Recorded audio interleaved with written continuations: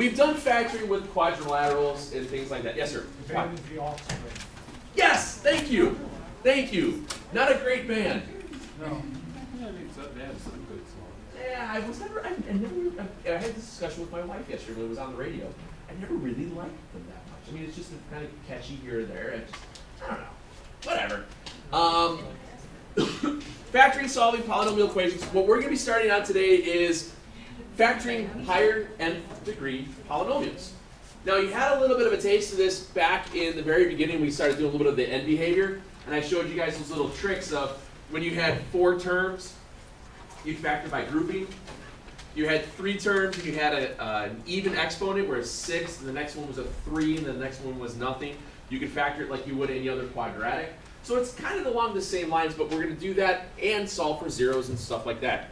Joey was asking about how are we going to still do end behavior. Yes, this is all going to lead back into graphing and doing the end behavior with all possible zeros and all that kind of fun stuff. And there's, over the course of the next day or so, we're going to be doing a lot of this factoring and solving, and then it's going to start to show you guys other ways of doing it via synthetic division, which becomes even faster to work with very large polynomials. To find multiple, like you have a 7th degree polynomial, you don't want to do this all by hand. You want to learn quick ways because you just want to.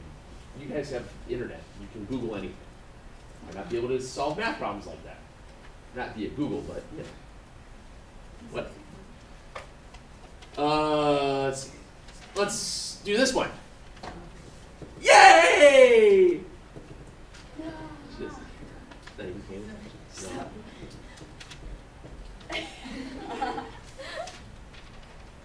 Yay! You're going excited. That's a cool, it was fun. I'm sorry you guys didn't.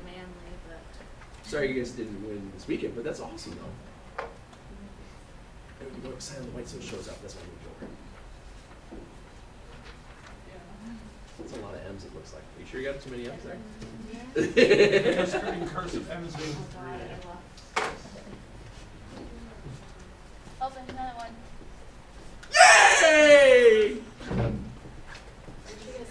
Hey, Yeah, somewhere over there, because then I gotta get the other bozos to sign it later on too.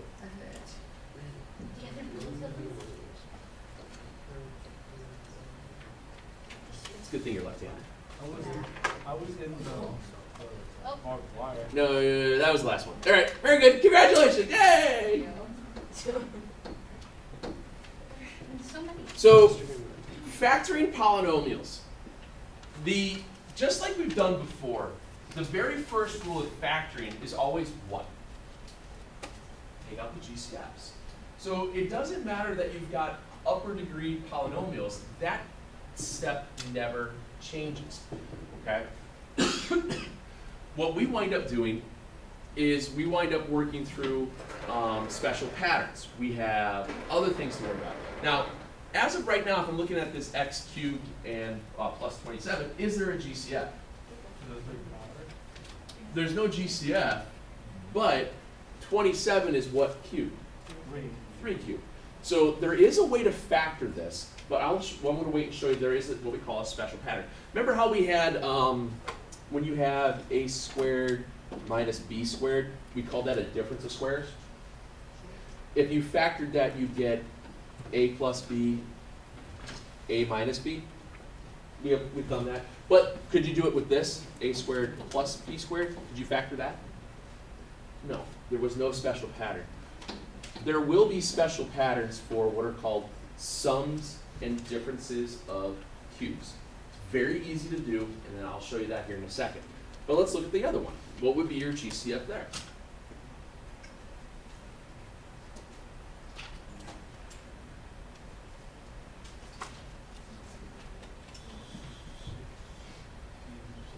Well, I don't know. Does 16 go into 250?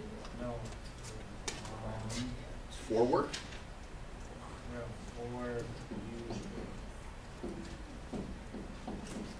No. 4 doesn't work? That's 62.5. Does 8 work? Does 4 work? work? Yeah, 4 should work. Yeah. Doesn't it? Because it's... No. No, yeah, 4 doesn't work. Yeah, 'cause it's 6. Yeah, then it's 2, yeah.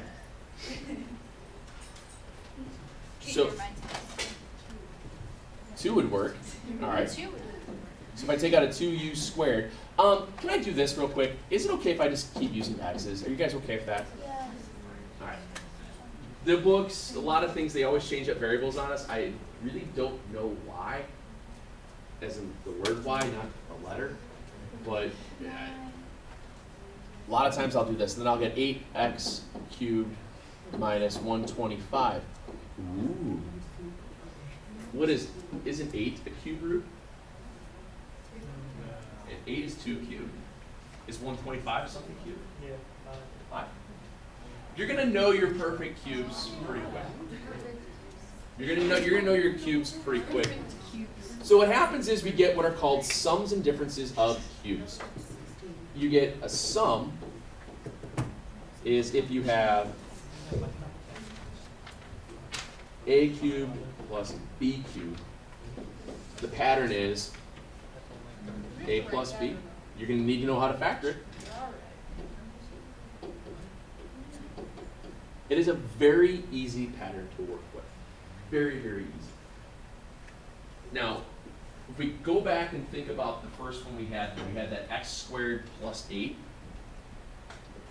x cubed plus 8.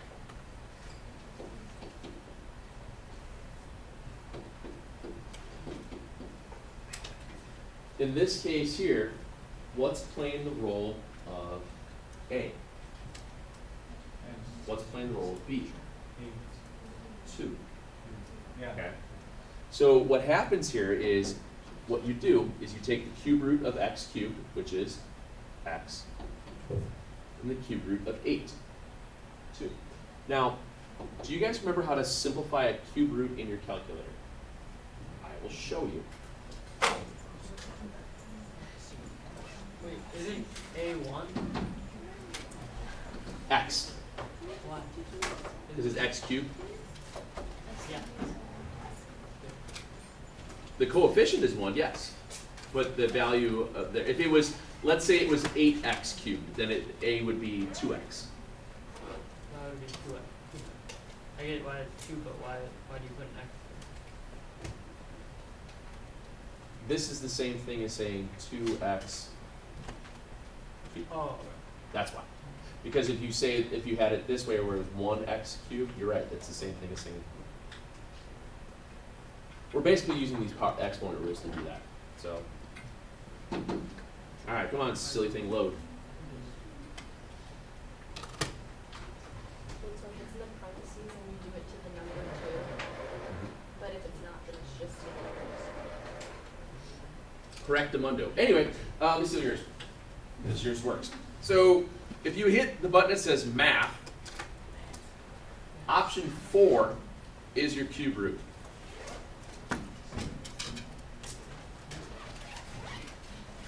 Math option 4 is your cube root. Now, what happens if you're trying to, know how we were searching for perfect squares before when we were simplifying cube roots or square roots? You can do the exact same thing by simplifying cube roots by using the y equals table again. So if you go to y equals, and let's do something that we know that has a perfect cube in it. Let's do 8 times, what's 8 times 4? 32? Yeah. Okay. So let's do this. Let's take 32, and then I want you to divide it by x cubed. Hey, loaded. If you go to your table, you're looking for that last value in the y column that gives you an integer. So you get, so basically this says that 32 divided by 2 cubed is 4. So you wind up with 2 cube root 4 would be how it would be simplified out. Okay. So in my calculator here, if I clear this out, we had, what was it? I showed you guys math, alpha 4 of 8. That got me my cube root.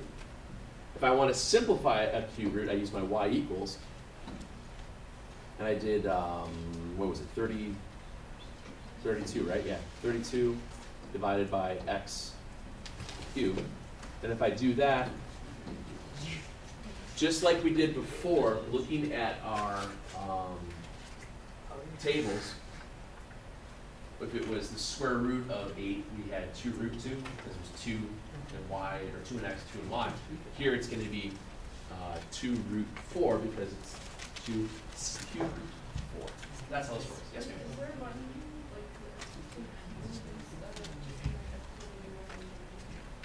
Yeah, use the carrot. You didn't see that? If you use the, oh, actually, both of them open now, right? If you use this button, if you go to cube, the carrot button, that's how you get your exponent. No, you're not. You just know that's. I didn't know you didn't see that.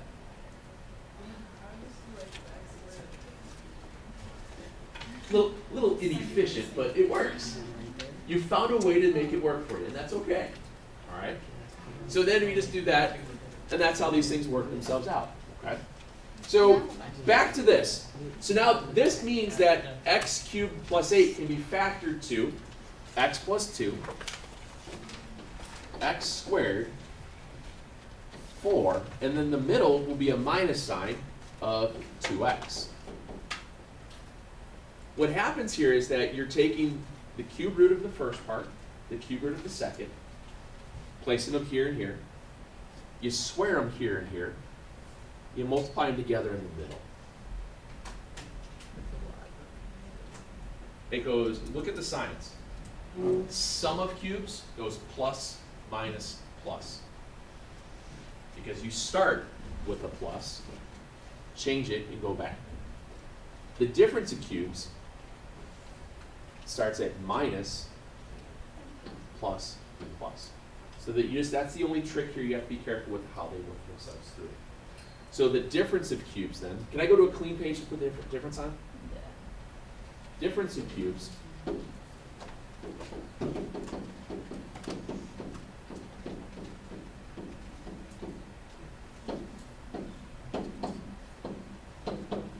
is always going to be cube roots, same sign. Square it, change the sign, put them together, and square it. And that's your special pattern.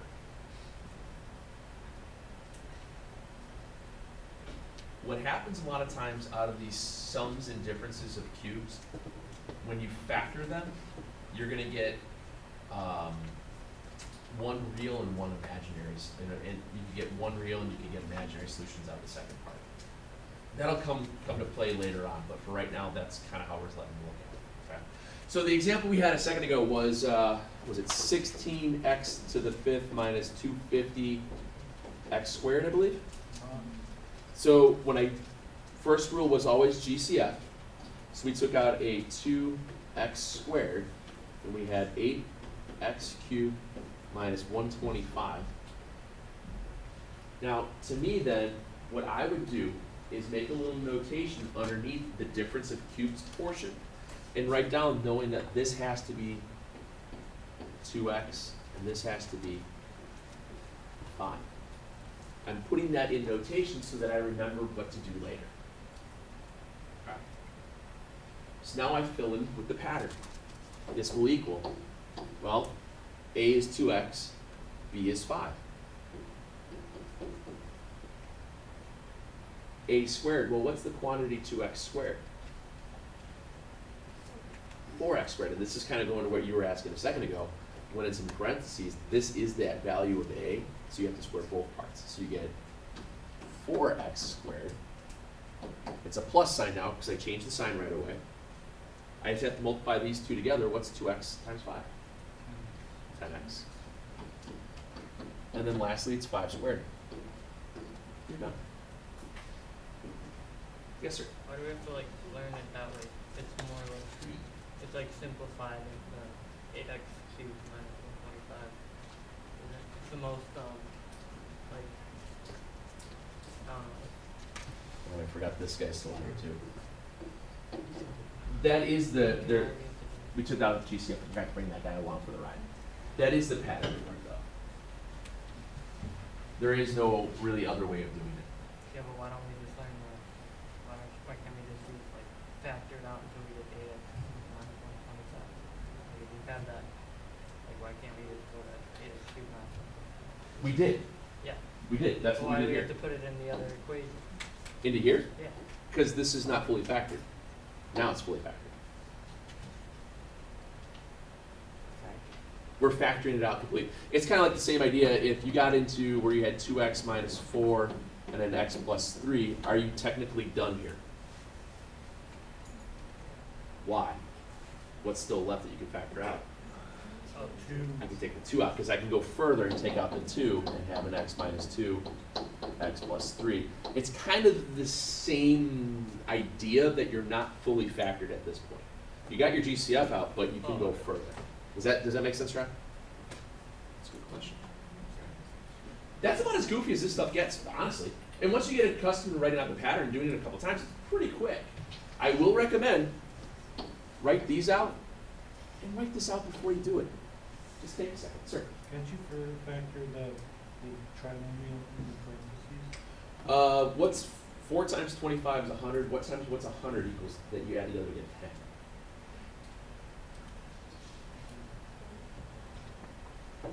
10? A lot of times you're not going to be able to factor that. I don't think I've ever seen this again. Can you go back to x squared minus plus 27? X cubed. Which one? It was like the first. This one? Yeah. Okay. So if we do that one, we have x cubed plus 27. What's your value of a? X. And what's your value of b? 3. So the pattern becomes x plus 3, and then it'll be x squared, put them together, and then 9. Oh, thank you.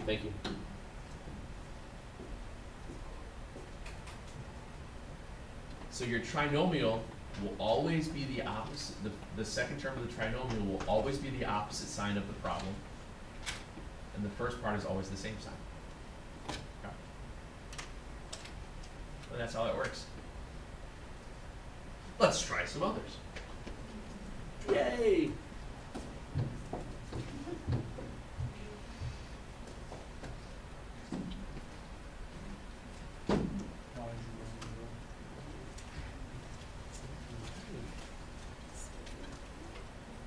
X cubed minus 2x squared minus 9x plus 18.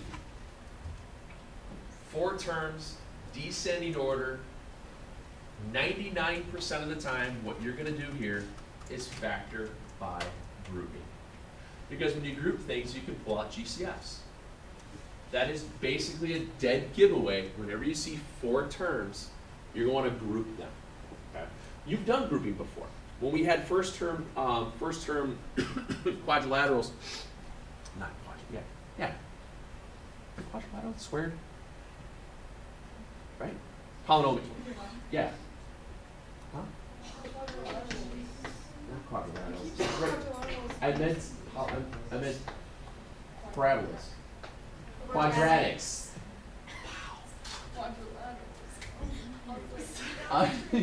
Quadrilaterals, polynomials. There's a nomial lateral thingy there going on. So quadratics. So when you had a quadratic that had a first term that was not equal to 1, we always factored by grouping. And then you wound up with 4 terms, you did GCFs. It's the same basic principle. What you want to do is just make sure you are in descending order whenever you get this, and throw your parentheses in. If the third term is negative, do a same change opposite to remind you that you have to factor that negative out. That's about as goofy as this gets. What's the GCF of x cubed and a 2x squared?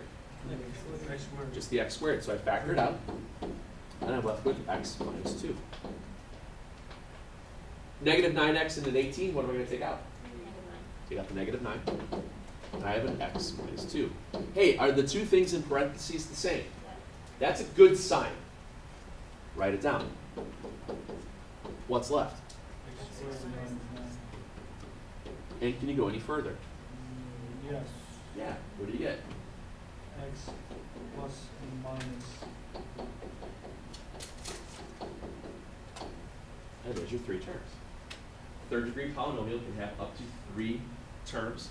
You can have 3 zeros, 3 possible zeros. In this case, we have 3 real zeros. Yes, ma'am. Great. The only difference between leaving it like this and solve is this. If there's an equal zeros, then you list your zeros. If there isn't, you leave it. Same thing that works with quadratics. I had to remember what it was called. The same rules.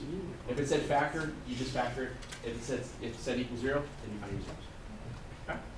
Yes, sir. Will we ever have to graph this? We can, because we know how to graph this. What was your first term was positive and then odd. What are your tails doing?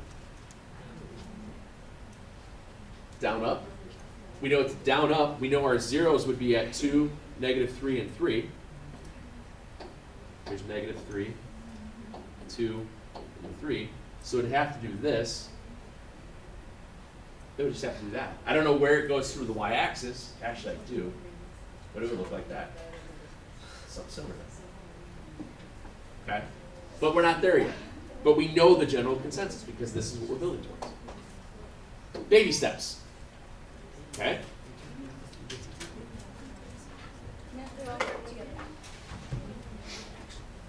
So let's see here. The first one we have 81x to the 4th minus 16. We have a higher degree polynomial. It is 2 terms. There is a subtraction symbol between the two. Check to see if you have a difference of squares. Because, notice, 4 is an even number, isn't it? So, what's the square root of 81x to the 4th? 9x squared. What's the square root of 16? 4. Is that a subtraction symbol between the two? So right away, you're asking the same questions that you would do before, but it's just an upper level polynomial. So you're going to get a 9x squared minus 4 and a 9x squared plus 4, which means I can check it again. Because is it 9x squared perfect square? Yeah, you can pull out 3. Is it 4 perfect square? Yeah. Is that a subtraction symbol? Yeah. So I could get 3x minus 2, 3x plus 2. What do I do here, though? Aren't they both? I leave it. Why do I leave it? Can't factor it anymore. Because it's the plus sign, right? And there you go. And you'd be done. Now, if this said, if it was asking for zeros, you could solve it. If this said zeros here, just for example, I know that I'd have 2 zeros at 2/3, plus minus 2/3. Here, I would have to do a little bit more math. I'd have to go ahead and do x squared is going to equal -4 ninths. It's still 2/3, but what's in front of it? So it's going to be an I. So we have square root, we have an imaginary roots. Wait, why did you add the 9x? Can't you simplify the 9x squared plus 4 to be 3x? What's that? Why did you add that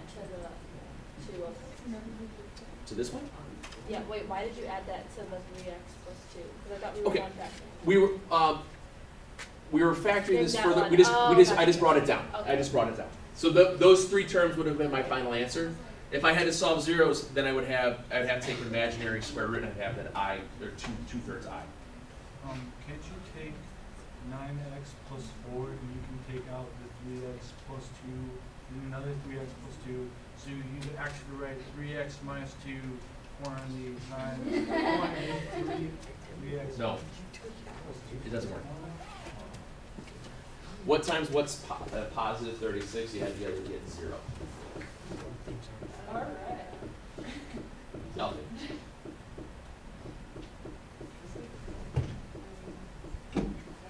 See what I get? And that's the idea. It's not factorable. You get imaginary roots. That's why that works. Same deal here. 4x to the 4x to the 6th, 20x minus 20x to the 4th, plus 24x squared. Gee, what do you think you're gonna do first? A GCF. Boy, that was convenient, wasn't it? I know. So if I take a GCF out, what is it going to be? 4x squared. So if I take out a 4x squared, can I just put that on a separate page? You okay? Yeah. Everybody caught up on the other one? Yeah. Let me do that real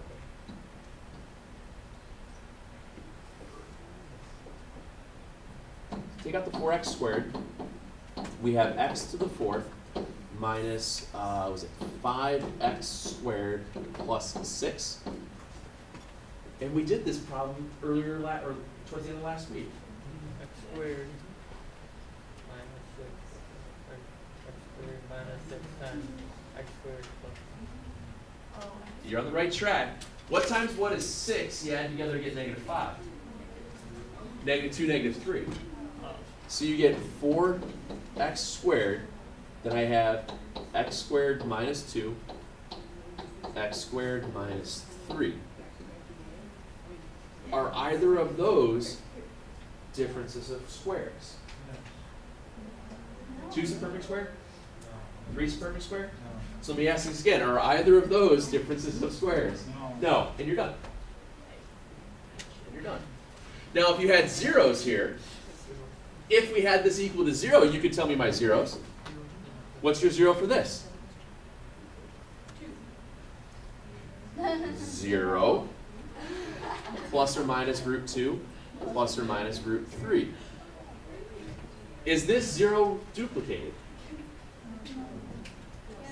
It's duplicated because it's squared. So there's a double 0 here, so it means it changes direction at that 0. Positive, even exponent. What are your tails doing? They're up, up. Right, they're up, up. So what this would look like, we have it at 0, negative root 2, negative root 3, root 2, root 3. It's up, change. It would look like that. Oh my god. It's a double. It would look like that. Because we know that anytime you have a duplicated 0, it changes direction at that value. And the other ones just go through. Oh, math, you're so crazy.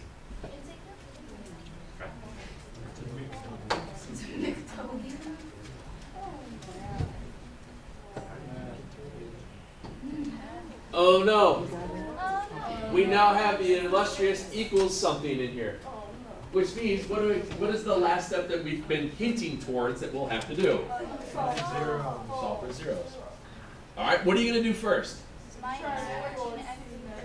Now, what I would do if I were you is that I know that I have an equals 0 problem. So when I'm writing this problem down, I'm just going to go 2x to the 5th minus 14x cubed plus 24 equals 0. SMRT.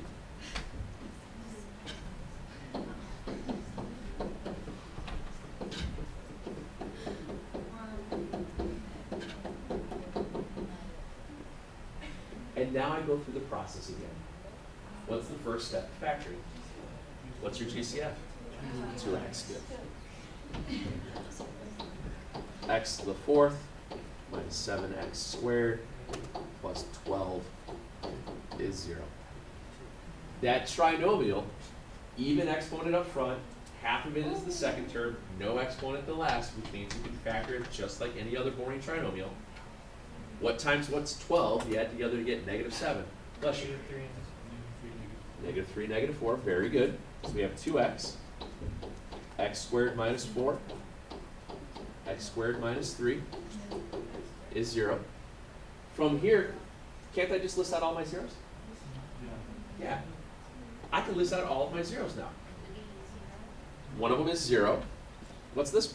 Plus or minus 2. Plus or minus 2. Very good. And lastly? Plus or minus root 3. Plus or minus root 3. Very good. Now, what if this was a problem that just said factor? What would you have to do one more step? Bless you. What? Do the x squared. Yeah. If this problem said factor, you'd have to break this down to the x minus 2, x plus 2.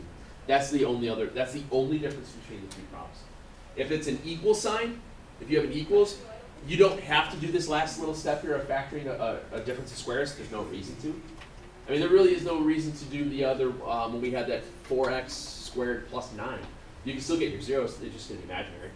Okay, and work through them like that. I'm trying to think of this stuff getting any crazier. Not really. I'm trying to think if there's another difficult one. Let me see what I have. Last one. We'll just do this one real quick and go, and then I'll get you the problems I want.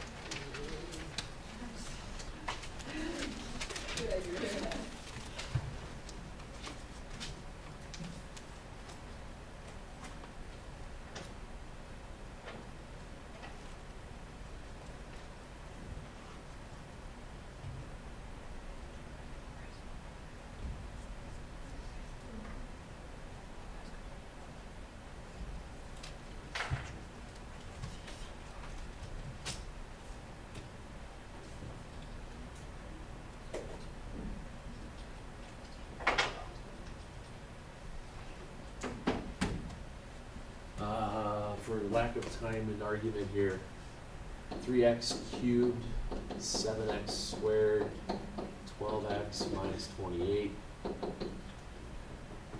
x squared, 3x plus 7, a negative 4. Hey, look at that, a 3x and a 7. Boy, that's helpful.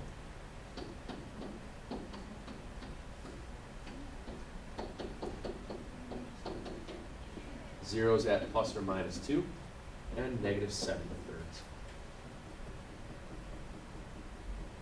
Quite honestly, the stuff that's going to take you longer to get a hang of is the sum and differences of cubes. Really, that's the only thing that just takes a little time to get used to. But other than that, the rest of these pattern problems are very, very straightforward. Nick?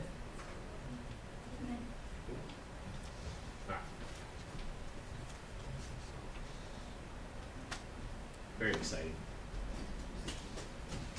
So this is 6-4. Oh, you wouldn't even. The new book, the problem in the new book is just.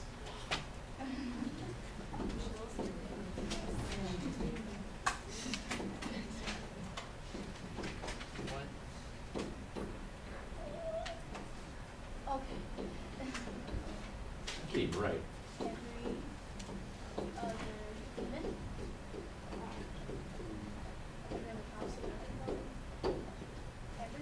I'm joking.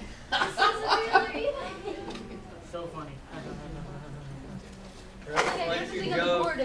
I know. I wrote it down so I wouldn't forget where it was. It's 349. I'll make sure I put the link of the PDF file on here for you. Did you guys see where I've been placing some of those links for the PDF files on the calendar? Did you guys notice that? I don't go on. I don't get. What's that? Oh, it isn't? I thought it was opening it up where it was gonna, because there's an I had it set where it was an attachment. It should have shown up on there. Wait, no, yeah, it is on. Oh, but it worked though, right? Sorry. It would just be much easier if we could just figure this out. I don't know if it ends on 84, it might end on 82, whatever. You'll figure it out. Math is hard. Bless you. Questions? I will say one thing, this section is one of those that tend to people to write down problems from one problem and the one below that or the one above it, so to speak. It happens. So if you get to the point where you have no clue at all what you're doing wrong, you can't figure out the factors and whatnot, it was probably one of those things that happened. Just be careful when you write down the problems. Really, that's about as goofy as it gets. Okay? Yay! There are 14 problems and it does end on 82.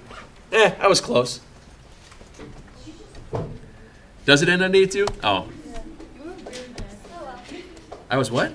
Really bad with that. Like you would say every other even, but it never ends on the problems. Really? I kind of ended on 84. Whatever. You'll figure it out, right?